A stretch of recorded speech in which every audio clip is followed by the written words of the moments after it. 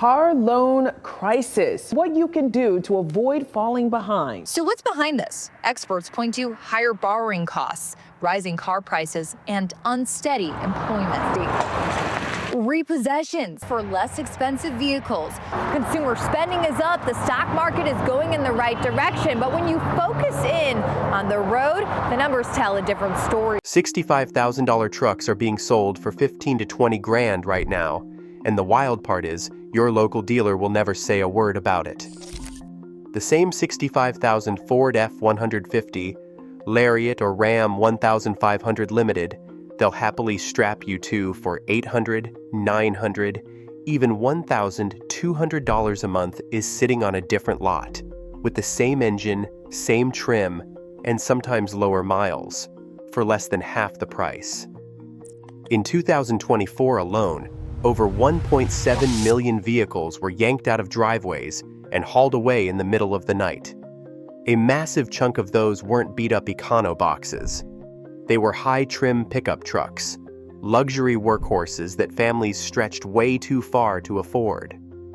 They missed a few payments, the bank made a phone call, and that $65,000 truck vanished from the curb. But it didn't vanish into thin air.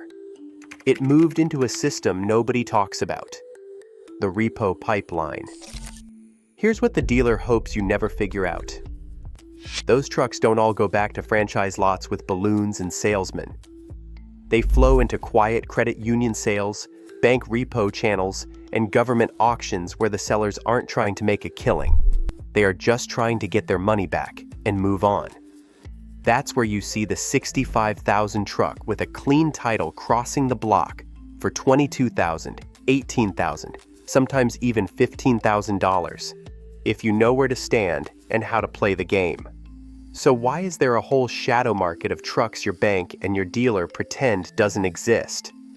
How do you actually walk into it as a normal buyer with no dealer license and walk out driving the truck they wanted to sell you for 65 grand for a fraction of the price? Stay with me, because by the end of this video, you won't look at a dealership payment sheet the same way again. You walk onto the lot because you just want to look, and the first thing they point you toward is a truck that costs more than your parents' first house. The window sticker on that F-150 or Ram doesn't say $35,000 anymore. It says $58,000, $62,000, $67,000. You laugh a little. The salesperson smiles, and they say the line every dealer leans on when the number feels insane. Don't worry about the price.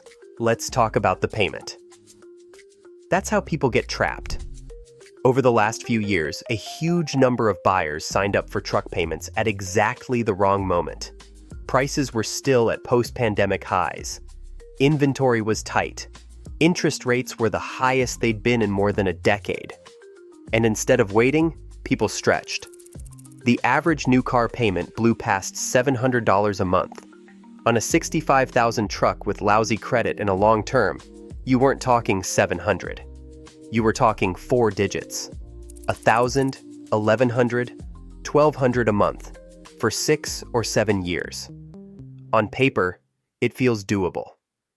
The finance manager spreads the loan over 72 or 84 months and circles the monthly number like he's doing you a favor. You convince yourself you'll just cut back a little in other areas, eat out less, work a little overtime. Maybe rates will come down later and you'll refinance. You sign anyway because the truck is right there, the keys are on the desk, and the pressure in that little glass office is designed to make you say yes. Then real life shows up. Groceries get more expensive, rent jumps, your kid needs braces. Interest on every other bill climbs at the same time. That $1,000+ truck payment that felt tight but possible suddenly feels like a third roommate that eats before anyone else gets to. 1 month, you're a few days late. The next month, you're 30 days behind. You tell yourself you'll catch up with your tax refund, or your bonus, or the side job you haven't started yet. By the time you hit 60, 90 days past due, the lender has already moved you out of customer and into recovery. Somewhere, A repo company has your address and a description of your truck on a clipboard. And while you're trying to figure out which bill to pay first, they're already planning the exact night your $65,000 pride and joy quietly leaves your driveway and enters the system that's about to sell it to someone else for a fraction of what you agreed to pay. When the tow truck leaves and your driveway is empty, your story with that $65,000 truck pretty much ends. The bank's story is just getting started. They didn't send a flatbed out in the middle of the night because they wanted a shiny new F-150 in their collection. Banks are terrible car dealers. Every day they hold that truck costs them money in storage, insurance, and paperwork. From the moment it hits their lot, the clock is ticking. First, the truck doesn't go straight to some secret auction. It usually lands in what's called a redemption lot. Think of it as purgatory for vehicles. By law, in most states, the original owner gets a short window, usually somewhere between 10 and 30 days, to come up with the past due payments, the fees, and the towing costs to get their truck back. That's the last off-ramp before the lender takes full ownership. Most people never make it. If you're already months behind on a gigantic truck payment, finding thousands of dollars in a couple of weeks isn't realistic. Once that redemption window closes, the bank officially owns the truck, and they flip a mental switch from collect payments to dump this asset. From there, the truck moves into what I call the repo pipeline, and it has 3 main exits. The first exit is the wholesale auction network, places like Mannheim and Odessa, where franchise dealers buy inventory. Those are dealer only. If you show up without a license, you're not getting past the gate.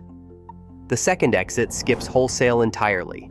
Some banks and credit unions just list their repos directly on their own sites or partner platforms where regular people can buy with no dealer in the middle, no balloon arch, no free coffee, just a price and a title. The third exit is where things get interesting. Public auctions. That's where anyone, with no dealer license and no fancy connections, can stand in the same lane as the insiders and bid on the exact same trucks. Most people never see any of this. All they experience is the truck disappearing one night and a charge-off on their credit report. But behind the scenes, that same $65,000 truck is moving through a process designed to get rid of it fast, not squeeze every last dollar out of it. And if you understand each stage, you can choose the exact moment to step in and pay far less than the person who originally drove it off the dealer's lot. When that repossessed truck rolls through the gate at the bank's holding yard, it does not arrive as a prize. It arrives as a problem. Banks and credit unions aren't set up to run car lots. They don't have sales teams, detailers, or a row of balloons ready to move inventory. What they do have is a balance sheet. And every day that truck sits there, it drags that balance sheet down with storage costs, insurance, and admin work the lender never wanted in the first place. On average, when a vehicle gets repossessed, the remaining loan balance is only about 60 to 80% of what the truck is actually worth on the open market. Take a $35,000 truck. It might still have $28,000 left on the loan. The bank doesn't need $35,000 to be whole. They just need enough from the sale to cover what's owed, pay the auction fee, and close the file. If the truck brings $22,000 at auction, they take it. If it brings $18,000 and the fees are covered, they take that too. Multiply that math across millions of vehicles, and you start to see why repo auctions so consistently land 30 to 60% below what the same trucks are stickered for at the franchise dealer down the street. Zoom out for a second and look at the scale. In 2024, roughly 1.73 million vehicles were repossessed by banks, credit unions, and finance companies in the United States. Analysts going into 2025 were projecting over 3 million repos in a single year, a level we haven't seen since the 2008 financial crisis. A huge percentage of that isn't junk. It's late-model trucks families stretched too far to afford. The lots are overflowing.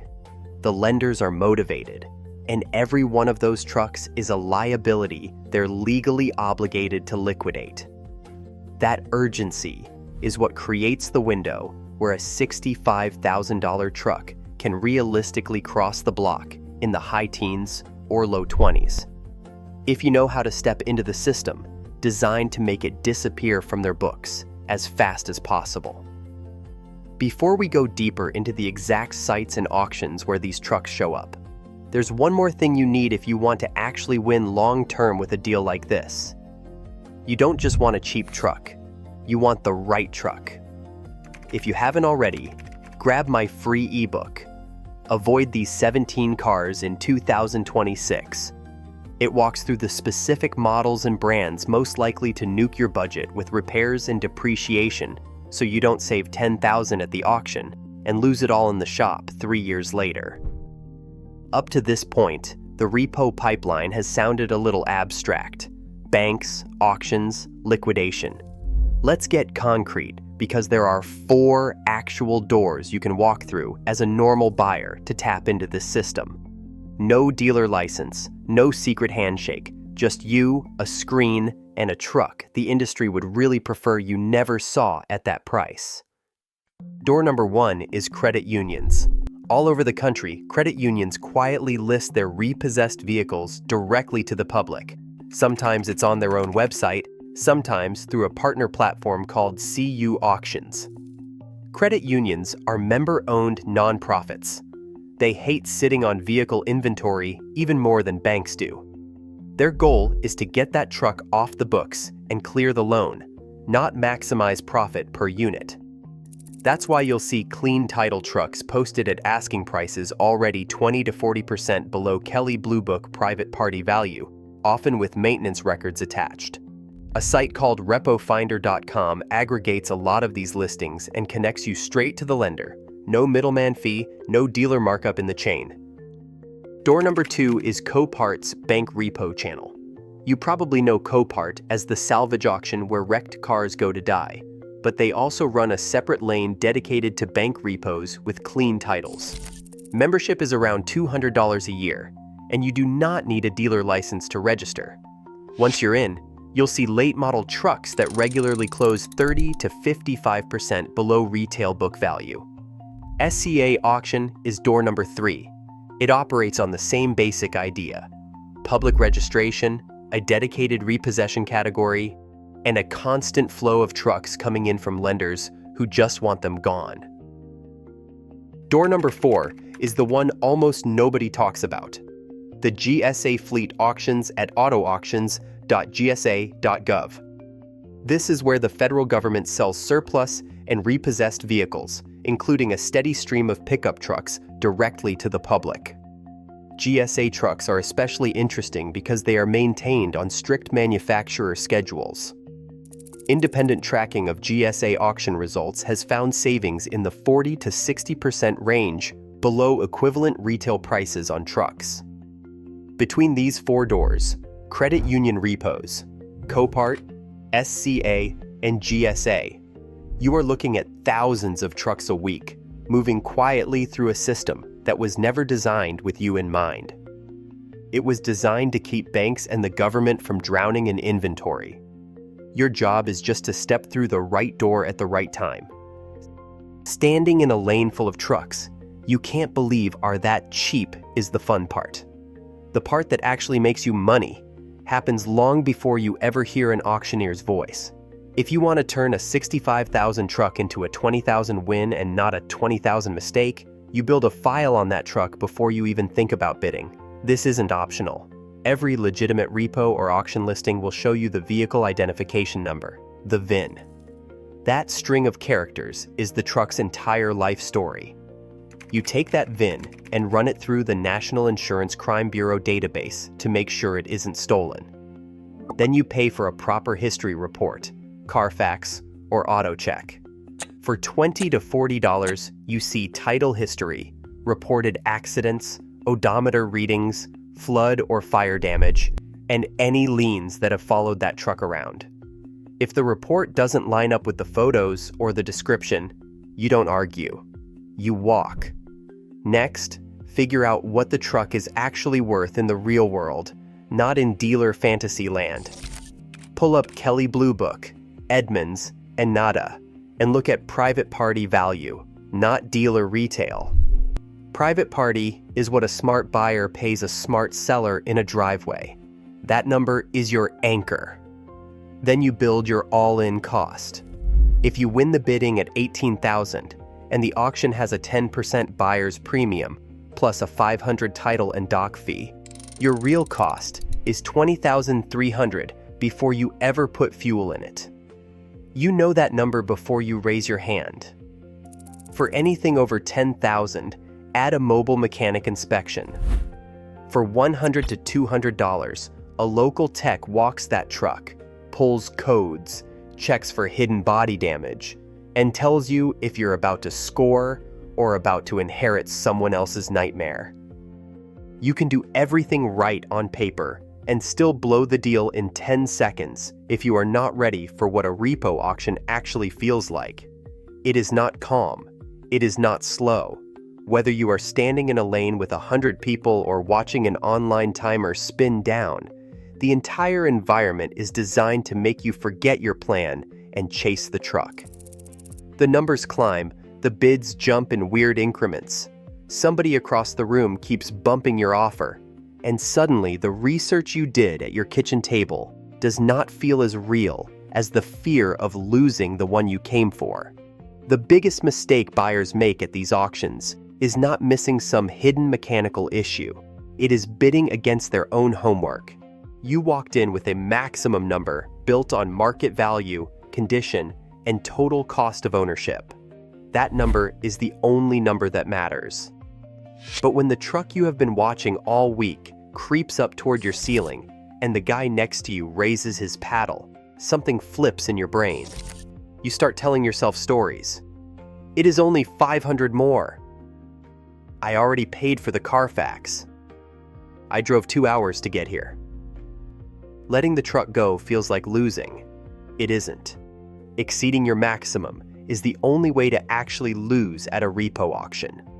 Remember who you are standing beside. Dealers bidding next to you are playing a completely different game. They can pay $24,000 for a truck and be thrilled to sell it at $32,000 next week. That is their business model. You are not in that business.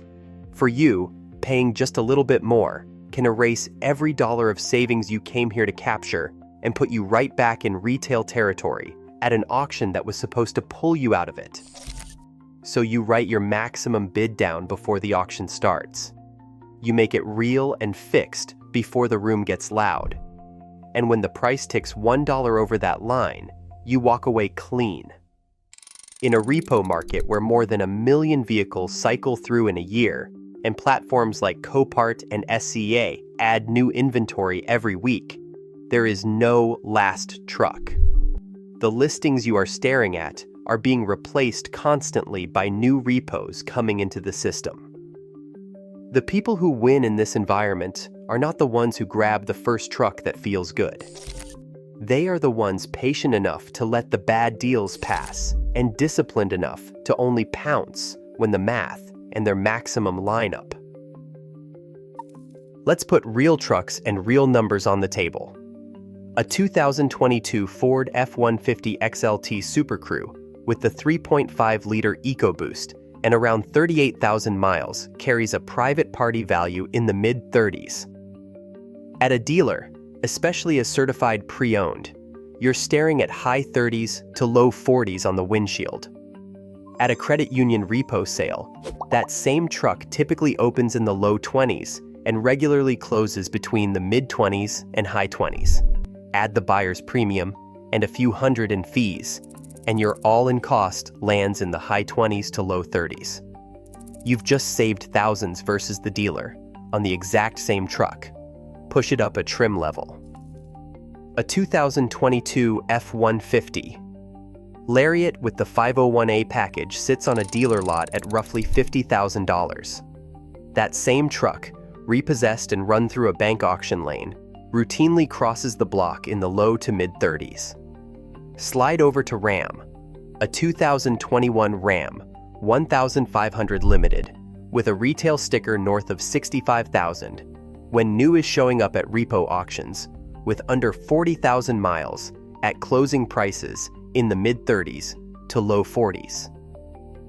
You're essentially buying a high-end truck for mid-trim money. The discounts aren't uniform, and they're not guaranteed. They float based on condition, title type, market conditions, and how many informed bidders are in the room, instead of emotional ones. But the pattern is real and repeatable. The distance between a dealer's $65,000 sticker and a Repo auction's mid-20s or low 30s closing price isn't a unicorn. It's built into how lenders liquidate distressed assets. They don't need to hit retail. They need to hit paid and gone. Scoring a $65,000 truck for $20,000 feels amazing. Right up until you realize the title is a mess. The truck was once underwater, literally, or somebody still has a legal claim on it. This is where a lot of too good to be true repo stories go bad. The metal you can see is only half the deal. The paper you can't see yet is the other half. The first question you ask on any repossessed truck is simple. Does the seller have the title in hand right now? Some listings are marked title pending, which means the lender hasn't finished the paperwork to get a clean title from the state. Buying title pending isn't automatically disqualifying, but you need to know exactly when that title will be ready and what steps they still have to complete. If the timeline is fuzzy or the seller can't explain the process clearly, you move on.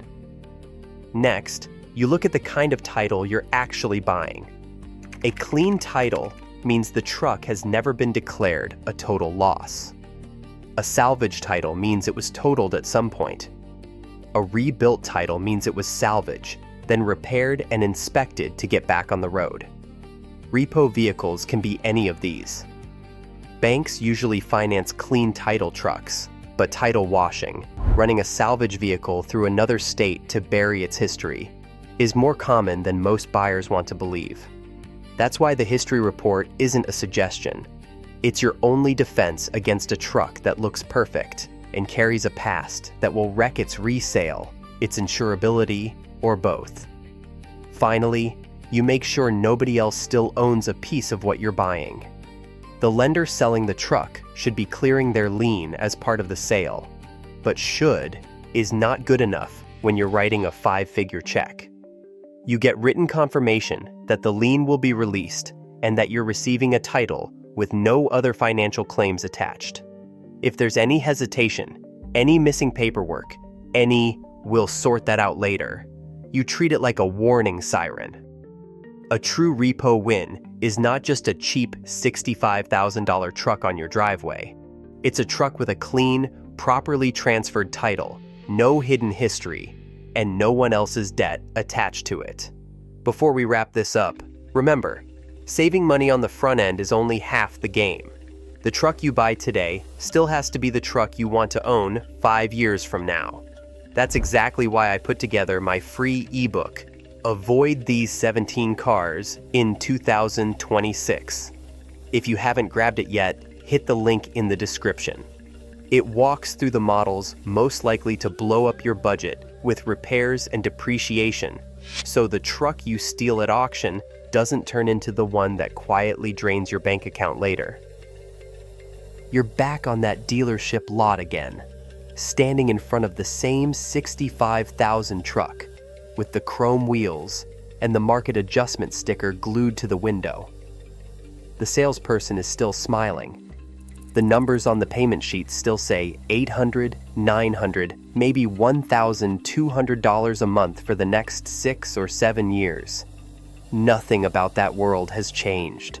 They're still going to walk you into the little glass office, slide the pen across the desk, and tell you this is just what trucks cost now. The only thing that's different is you. You've seen what's happening on the other side of the fence.